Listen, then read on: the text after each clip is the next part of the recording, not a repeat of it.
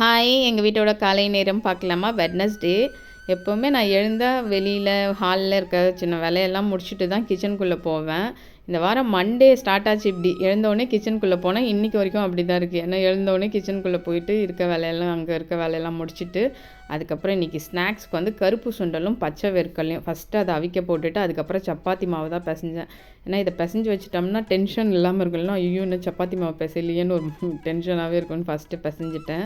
சுண்டல்லாம் அவிச்சாச்சு. இன்றைக்கி வந்து இந்த வாரம் மிக்ஸ்டு ரைஸ் வாரம் எங்கள் வீட்டில். ஏன்னா இன்றைக்கும் வந்து லெமன் ரைஸ் தான்.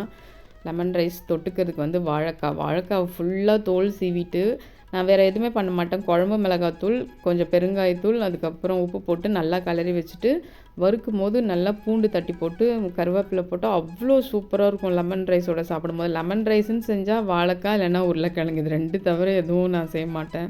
மோஸ்ட்லி வாழைக்காய் தான். நல்லா வறுத்துட்டு வாழைக்காவை. பன்னீர் வந்து சூப்பராக வந்துருந்தது. இந்த ஃபேக் பன்னீர்னு என்றைக்கு சொன்னாங்களோ அதுக்கப்புறம் நானே இந்த பன்னீர் செய்ய ஆரம்பிச்சிட்டேன்.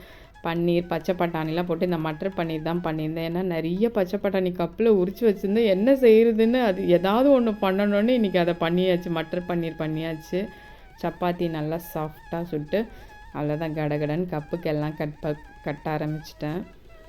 லாஸ்ட்டாக தான் வேர்க்கடலை போடுவேன். ஏன்னா அந்த வேர்க்கடலை ஊறினா அந்த டேஸ்ட் ஒரு மாதிரி இருக்கும்னு கொஞ்சம் வறுத்து லாஸ்ட்டாக டேஸ்ட்டு சூப்பராக இருக்கும். அந்த மாதிரி க்ரன்ச்சியாக இருக்கும் லெமன் ரைஸ் சாப்பிடும்போது. ஜூஸோடு முடிஞ்சிச்சு.